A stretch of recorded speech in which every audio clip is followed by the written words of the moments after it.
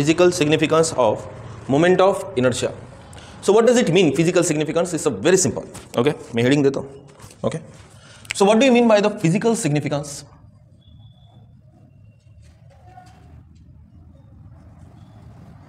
That is the significance of heading काय रे? Moment of inertia. Moment of inertia La short form आपण काय घेतो रे? MI. Right? So what do you mean by the physical significance here? Physical significance क्या है? तुम्हाला माहिती आहे ह्याच्या आधी आपण जेव्हा ऑब्जेक्ट लिनियर मोशन परफॉर्म करते, कोणतं मोशन? लिनियर मोशन आहे की नाही. आपण गाडी घेतली होती गाडी, आणि जेव्हा एखादा ऑब्जेक्ट, एखादा पार्टिकल ज्याला स्वतःचं मास आहे, तुम्हाला माहिती आहे त्याची लिनियर वेलॉसिटी जर त्याला भेटली तर त्याला कोणती एनर्जी रे? कायनेटिक एनर्जी बरोबर आपण एक इक्वेशन घेतलं होतं, दॅट इज हाफ mv². म्हणजे जेव्हा एखादा पार्टिकल लिनियर मोशन परफॉर्म करते तर त्याची कायनेटिक एनर्जी आपण डिटरमाइन करू शकतो by taking the half product of what?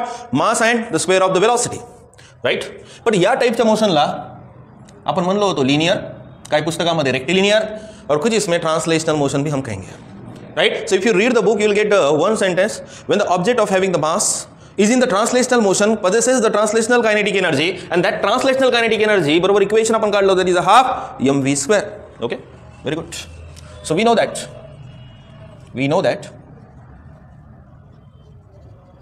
when the particle performs the translational motion,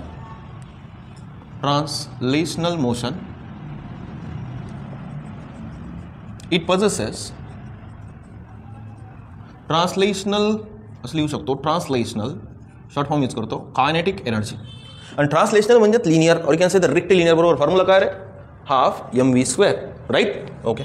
म्हणजे जेव्हा एखादा ऑब्जेक्ट ट्रान्सलेशनल मोशन परफॉर्म करते तेव्हा त्याची ट्रान्सलेशनल कायनेटिक एनर्जी आपण काढू शकतो. जनरल फॉर्म्युला आहे, दॅट इज अ ई trans, that is a translational kinetic energy बरोबर फॉर्म्युला काय? That is a half m into what? v². Where v म्हणजे कोणती वेलॉसिटी आहे? Linear velocity. कोणती velocity? Linear velocity. Okay. But हा जर पार्टिकल फॉर एक्झाम्पल असा कर्वेचर पाथवर जर मूव्ह झाला तर हा कोणतं मोशन परफॉर्म करते? सर्क्युलर. जर या ऑब्जेक्टला जर मी एखाद्या बॉडीचा पार्टिकल जर कन्सिडर केला तर या बॉडीचा अलॉंग द ॲक्सिस, तर मला सांगा कोणतं मोशन परफॉर्म होते? Rotational motion. बट वो पार्टिकल का कौन सा मोशन परफॉर्म होगा? Circular motion. तो वहां पे मोमेंट ऑफ इनर्शिया ऍक्ट होगा. राइट. आणि मला सांगा तेव्हा ज्याला कायनेटिक एनर्जी जे भेटेल त्याचा फॉर्म्युला आपण काढला होता, that is half I into what? ω². जेव्हा एखादा ऑब्जेक्ट आपण कन्सिडर करायलो की ते एकतर रोटेशनल मोशन म्हणजे ते ऑब्जेक्टचा पार्टिकल आहे, किंवा मग तो स्वतः सर्कुलर मोशन जर परफॉर्म करत असेल तर सर्कुलर मोशन मध्ये दोन टाईपच्या वेलॉसिटी असतात ना. एक असते कोणती रे? लिनियर, आणि दुसरी कोणती असते रे? अँग्युलर. आणि त्यांच्यामधलं relation that is v is equal to r into ω, जे आपण घेतले. राईट. आणि हे सगळ्या गोष्टी आपल्याला समजतात, फक्त आता इथं पुटअप करायचं आहे. तर मी काय करतो, याला देतो equation number 1 for me. Now this is equation number 1. But जर हाच ऑब्जेक्ट त्याचा इक्वल मास थोडी चेंज होणार आहे, 1 ग्रॅमचा तर 1 ग्रॅमच राहील. रेफरेंस चेंज कर दिया पहले तो, ट्रांसलेशनल मोशन परफॉर्म कर रहा था, वो सर्कुलर मोशन बोलो, यूनिफॉर्म सर्कुलर मोशन, या फिर बोलो ऑब्जेक्ट का एक पार्टिकल है जो कि ऑब्जेक्ट का कौन सा मोशन चल रहा है? Rotational motion. Right. Speed fast होने वाली है. Okay, good. देन देन कशाला? When the particle performs, okay, एक तो सर्कुलर मोशन और यूसीएम, देन मला सांगा सर्कुलर मोशन यूसीएम म्हणजे त्याला आपण एका ऑब्जेक्टचा काय कन्सिडर करणार? Particle. Understanding? Okay. Then the rotational kinetic energy is given by, मला सांगा रोटेशनल कायनेटिक एनर्जीचा फॉर्म्युला काय काढणार आहे? That is half I into what? ω². Right. So I will take this is equation number 2 for me. काय अवघड आहे? काहीच अवघड नाही. It's very simple. आता मला सांग दोघांमध्ये काय सिमिलरिटी दिसेल? Now I will take the comparison. I will take the compare. Half as it is. च्या ठिकाणी काय आला? आणि लिनियर स्पीडचा स्क्वेअरच्या ऐवजी काय? ω² है. v² की जगह पे क्या है? ω². मैं ऐसा बोल सकता हूँ, मैं मास को रिप्लेस कर रहा है मोमेंट ऑफ इनर्शिया, और लिनियर स्पीड को रिप्लेस कर रहा है ओमेगा, यानी कौन सी speed? Angular speed. Okay, good. म्हणजे मी याला कंपेअर करतो. Will take the comparison. ठीक आहे. I am comparing equation 1 and 2. दोन इक्वेशनला मी काय करायलो? कंपेअर. देन मला असं समजतंय की जो मास है, ओके, इन कोणतं मोशन? टीएम म्हणजे कोणतं मोशन? ट्रान्सलेशनल. आणि translational means consider as what? Linear. Right. Performs किंवा mass is analogous. Analogous means what? कशासारखं? Similarity. Moment of inertia, okay, to the moment of inertia. Moment of inertia कशाने दाखवलं आपण? I. Mass कशाने दाखवला? Small M. असं म्हणू शकतो. और वाइस वर्सा. इसका उल्टा भी हो सकता. राइट. डन. आणि मला सांगा दुसरी गोष्ट काय घेतलंय? The linear speed is replace by the कोणती स्पीड, अँग्युलर स्पीड, और angular speed is replace by linear speed, right. Comparison करने पे पहले जर तुम्ही याचं याला पाहत असेल, तुम्ही याला पहले पाहणार की नहीं, हाँ राहुल सर वो मास को रिप्लेस कोनी कर दिया आय, यानी पहले आपने इसको देखा. अगर पहले आपने इसको लिया होता तो क्या लेते थे कि बाबा मोमेंट ऑफ इनर्शिया की जगह पे क्या है, मास है, और अँग्युलर स्पीड की जगह पे क्या है, लिनियर स्पीड. रेफरन्स पहा, पहिले आपण इक्वेशन 1 नंतर 2 ला पाहिलो, काही काही पुस्तकामध्ये 2 नंतर कशाला पाहिले, कुछ नहीं डिफरेंस. म्हणून आपण इथं वर्ड टाकून निघलाय काय, वाइस वर्सा. ठीक है, एक एक वर्ड मैटर करता है, आप किस तरीके के सोच से फिजिक्स लर्न कर रहे हो. नहीं तो बैठने का, करने का कोई क्रिएटिविटी नहीं आप में, कोई आइडियाज़ आपके पास नहीं है, खाली आप सीख रहे हो. दैट डजंट मीन कि आप सच में आपकी अंडरस्टैंडिंग बढ़ रही है, ऐसा कुछ नहीं है. एंड तुम्ही इथं स्टेटमेंट बनवू शकता सेम लिनियर स्पीड को कोण रिप्लेस कर रहा है. आता तुम्हाला प्रिपेअर करायला बघा, स्टार्टिंगला तर प्रत्येक पॉईंट मी लिहित होतो, आता एक एक पॉईंट तुमच्यावर डिपेंड ठेवायला चालतंय. नाही जमलं तर मला सांगा, मी लिहून देतो, चालतंय ना. मग मला सांगा वेअर आय म्हणजेच काय होतं रे, moment of inertia, where I is the moment of inertia.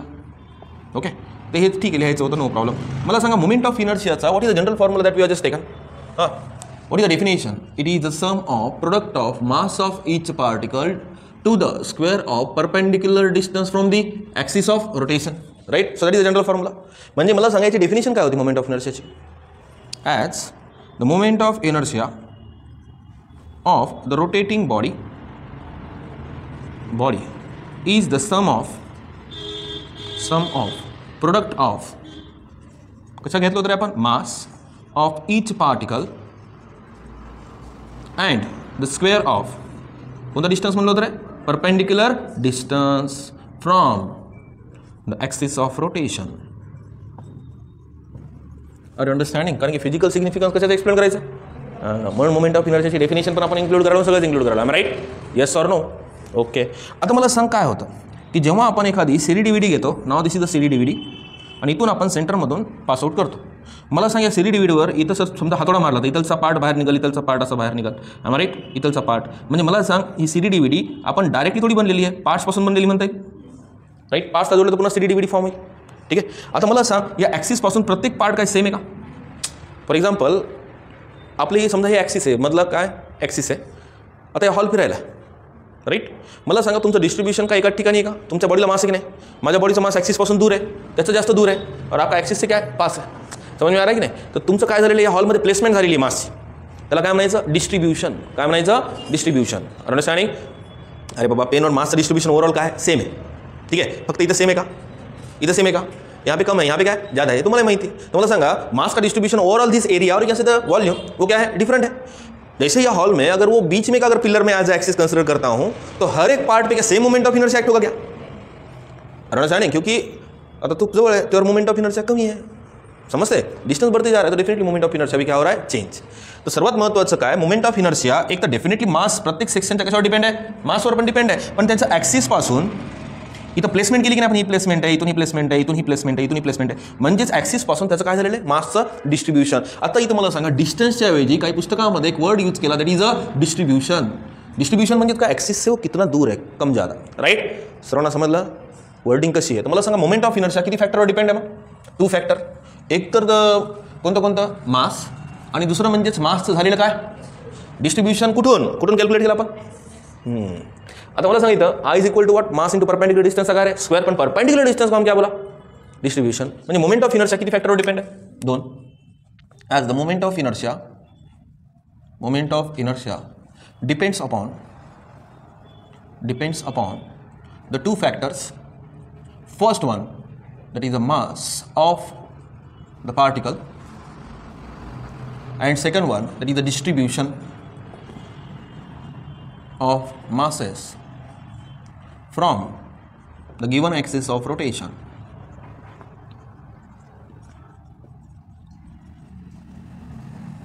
Right. सर्वांना समजलं वर्डिंग कशी केली त्यांनी. डिस्ट्रीब्यूशन म्हणजेच काय, ॲक्सिस पासून काय distance. Clear, yes or no. Next we have to discuss about, पण पुढचा आर्टिकल चालू करायच्या पहिले आपल्याला शिकावं लागतं की what do you mean by the density, no. आणि डेन्सिटी म्हणजे कोणती density, that is a mass density. So mass density क्या है, right. Density mean what, mass by volume, that is called as the density. But you are taking the reference of what, for the fluid, but for the solid वो अलग बन जाता है. कसं मी सांगतो सगळं समजून. आतापर्यंत आपण काय म्हणतो, डेन्सिटी. डेन्सिटी कशाची पाहिली आपण, लिक्विडची पाहिली. आपण काय म्हणलो ऑइल, वॉटर, याच्यातून आपण डेन्सिटी कॅल्क्युलेट करते. फ्लूइड आहे. फ्लूइड मीन्स व्हाट, जो सब्सटेंसेस इजीली फ्लो हो जाते हैं, that is called as what, fluid. जैसे गैसेस फ्लो होता है, वाटर फ्लो होता है, टेबल फ्लो होते हैं ऑटोमेटिक. हाँ, मैं फ्लो होऊंगा क्या? ब्लड फ्लो होता है अंदर, ब्लड क्या है, फ्लूइड है, राईट. बट सॉलिड सबस्टन्स का फ्लो होते का, हां ते फ्लो होते जेव्हा ते फ्लूइडच्या कॉन्टॅक्टमध्ये होते. कशात, पाण्यावर नाही का आपण एखादा टेबल वाहून गेला, माणूस वाहून गेला म्हणतो ना आपण, तो वो फ्लूइड के कॉन्टैक्ट में आता है, तब उसको फ्लो बोलते हैं, राइट. अभी डेंसिटी क्या है, what do mean by the density? Mass by volume, mass by volume. हमने 10वीं तक वही रट्टा मारा, मास बाय वॉल्यूम, और अपनी भी गलती नहीं क्योंकि उस टाइम पे कुछ हायर लेवल का आपने सीखा ही नाही. तो मास डेन्सिटी क्या आहे, याच्या आधी 11वी किती इंपॉर्टंट आहे म्हणून मी बोंबलत होतो. 11वीला जे रेग्युलर होते 11th नाव घेत नाही कॉलेजचं, ज्या कॉलेजमध्ये मी होतो, ठीक आहे, तिथे मी सगळ्या गोष्टी समजून सांगितल्या होत्या, ठीक आहे. When we have studied the electrostatics chapter, 3 types of the densities are develop. I think तू होतीस, राईट. फर्स्ट कोणती होती मला सांग बरं? Linear charge density, surface charge density, and third one is a volume charge density. यानी 11वीचा जर तुम्ही एक चॅप्टर जर लर्न केला प्रॉपर, तर will get the uniform charge distribution. So in the uniform charge distribution will get the 3 types of the density. एक है linear charge density, दूसरा है सरफेस चार्ज डेंसिटी, और तीसरा है volume charge density. Taken linear charge density means what, एक wire पे मैं चार्जेस डालूंगा, ठीक है, तो अपने को पता है क्यू अमाउंट ऑफ चार्जेस डाले with respect to the length. तो लीनियर चार्ज डेंसिटीचा फॉर्मूला काय भेटला, Q by L. If you take the surface charge density, I will take the metal plate having the length and the breadth means metal plate having the what, area. और एरियावर आपण काय टाकले, charges, तो charge divided by what, area, that is called as a surface charge density, right. So what do you mean by the volume charge density? If I take the cylinder here, so it has area and it has a height. So area into height means it has a volume. तो इस पे मैं charges डालूंगा तो volume पे distribution होगा, am I right? तो charge divided by what, volume. त्यातून 3 टाइप्सच्या डेन्सिटी आपण लर्न केल्या होत्या जेव्हा आपण 11th मध्ये होतो. जेव्हा 11th मध्ये तो कितना प्रॉपर हमें लर्न करना है, लेकिन हम तो क्या 11th थोड़ी इंपॉर्टंट होता. 11वीचं किती इंपॉर्टंट आहे, 11वी मध्ये काय शिकलो होतो आपण, linear charge density, surface charge density and volume charge density.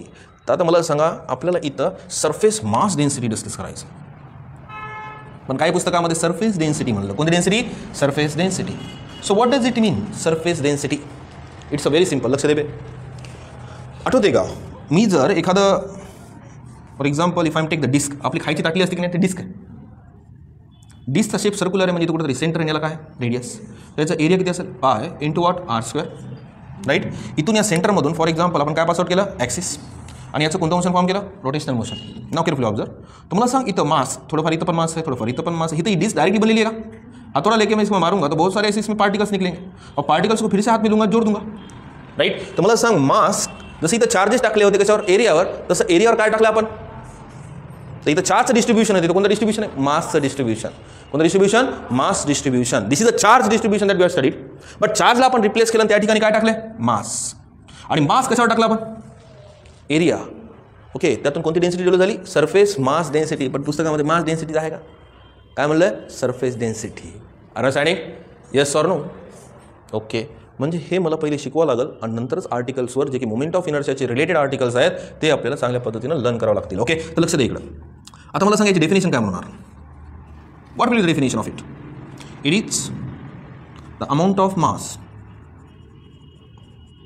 It is the amount of mass. कशावर टाकला आपण, area, that is called as a per unit area. तुम्हाला सांगा सरफेस डेन्सिटीचा फॉर्म्युला काय भेटला, mass divide by what, area. तर मला सांग, मास किती कन्सिडर करू आपण, m डिवाइड बाय एरिया किती कन्सिडर करू आपण, a. म्हणजे सरफेस डेन्सिटीचा एक जनरल फॉर्म्युला आपल्याला समजला, आणि हे आपल्याला पुढच्या आर्टिकल्समध्ये यूज करायचं आहे. अभी नहीं, अभी तो क्या डेफिनेशन आएगी कि एग्जामिनेशन में नहीं आएगी, बट वो जो है ना वो आएगा, फिर आपको समझ में आना चाहिए वास्तव में शिकोले mass density. Clear, in doubt? Now we have to determine an expression. So take a fresh page, again write down the one question. Time आहे, आज क्वेश्चन कंप्लीट होते, तो write down another question. Derive an expression for the moment of inertia, derive an expression of moment of inertia of the thin uniform ring. So what does it mean, uniform? सगळं समजून सांगतो. thin uniform ring about an axis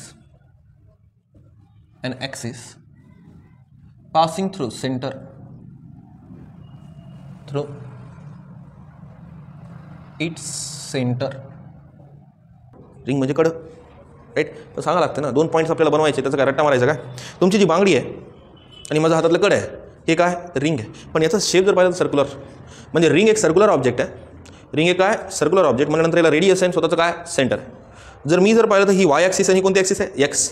तर मला सांगा, जी ring आहे, ring किती dimension object है, 2 dimension. एक Y axis से भी एक्सपेंड कर सकते हो, दूसरा एक्स एक्सिस, इसके कोऑर्डिनेट्स, राइट. तो मतलब सांग रिंग कितने डायमेंशनल ऑब्जेक्ट है, 2 डायमेंशन. इसका शेप सर्कुलर है, राईट, एवढं तर समजलं. डन. मला सांग मधामध्ये मास आहे का कुठं? नहीं. ये क्या है? सर्कल से क्या है? सर्कमफ्रेंस. तो मास जो डिस्ट्रीब्यूशन हुआ यहाँ पे, तो क्या अंदर हो रहा है क्या? ओनली सर्कल के क्या पे हुआ? सर्कमफ्रेंस. अपन त्याच्या आधी एक वर्ड मला समजून सांगायचा, uniform. So what does it mean uniform? Right. मला सांगा एक हॉल आहे, एक हॉल आहे, त्या हॉलमध्ये नाही का एक बेंच आहे इथं आणि एक बेंच इथं आहे आणि एक बेंच इथं आहे, एक बेंच इथं आणि मी इथं आहे. मी म्हणलो अरे एका बेंचवर नाही का, एका बेंचवर 2 जण आहे, एका बेंचवर 3-4 जण आहे, ठीक आहे, एका बेंचवर 3 जण आहे, एका बेंचवर 1 बसून आहे. तर मला सांग हे डिस्ट्रीब्युशन का युनिफॉर्म आहे? ठीक आहे. मी म्हणलो नाही नाही प्रत्येक बेंचवर 3-3 बसा. आता मला सांगा डिस्ट्रीब्युशन काय? युनिफॉर्म आहे. म्हणजे प्रत्येक एरियावर जे आपण मी मास डिस्ट्रीब्युशन केले त्याची व्हॅल्यू काय? सेम आहे. तसं मला सांगा या कडा कुठं झबरा आहे का असा आणि कुठं पतला आहे का? प्रत्येक ठिकाणी या कड्याचं शेप अँड साईज काय मेंटेन आहे. म्हणजे मास जे डिस्ट्रीब्युशन झाले ना ते काय मेंटेन आहे. म्हणजे इथं डिस्ट्रीब्युशन कोणतं डिस्ट्रीब्युशन आहे? Uniform distribution. राईट, लक्ष दे बे. कोणतं डिस्ट्रीब्युशन? युनिफॉर्म. पण मला सांगा मास डिस्ट्रीब्युशन काय पूर्ण सर्कलमध्ये झालं का? ये मास का डिस्ट्रीब्युशन खाली किस पे हुआ? सर्कमफ्रेंस. ओके, म्हणजे 2-3 पॉईंट आपण इथं बनवू शकतो. ठीक आहे. And will take the remaining article tomorrow. कारण की उद्या येताना मात्र पूर्ण चॅप्टरचं रिव्हिजन करून येणे तरच आपल्या पुढचे आर्टिकल समजतील. राईट. तर मला सांग रिंग काय? रिंग इज द 2 डायमेन्शनल, सर्वांना समजलं पुस्तकात वर्डिंग कशी? 2 dimensional circular object. Right, point समजला? 2 dimensional circular object. The distribution of the mass, the distribution of the mass is only about. मला सांगा ते डिस्ट्रीब्युशन कशावर झालं का? सेंटरवर झालं होतं का? हां, हे सर्कलचा कोणता पार्ट म्हणायचा? सर्कमफरन्स. ओके, म्हणजे इथं लिहावं लागेल is only about the circumference. ठीक आहे. Any doubt? रिमेनिंग आर्टिकल, कारण की उद्या रिंग पण घेऊ आणि उद्या एक मोठा आर्टिकल आहे डिस्क पण घेऊ. राइट, आज रिंग घेतला तर रिंगचं ॲप्लिकेशन उद्या आहे, तर त्यापेक्षा दोनों भी आर्टिकल का डेरिवेशन हम कल ही डिस्कस करेंगे. So any doubt?